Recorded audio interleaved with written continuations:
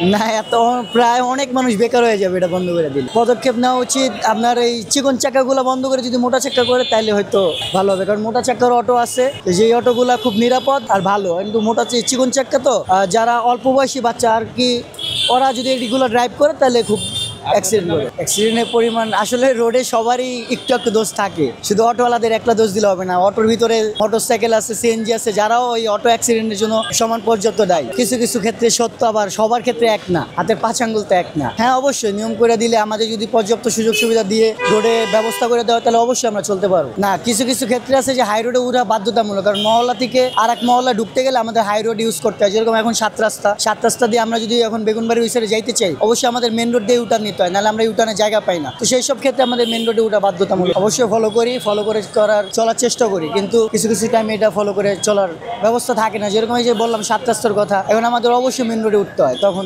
বাধ্য হয়ে আমরা মেন রোডে উঠি। এটা অসুবিধা হবে, কারণ ডিসিশন নিলে সব দিক দিয়ে চিন্তা ভাবনা করে ডিসিশন নিতে হবে। এর আগে ডিসিশন গেছে এক সাইড ভাবলে তো আর হবে না। যেরকম ছিল এখন তো অনেক অতিরিক্ত অটো হয়ে গেছে। হ্যাঁ, অবশ্যই আমরা তো রাস্তাঘাটে দেখি ভাই, একজনের কথা চিন্তা করে যে আর 10 জনের উপরে দোষ দিয়ে দিবে, তা তো ভাই হয় না।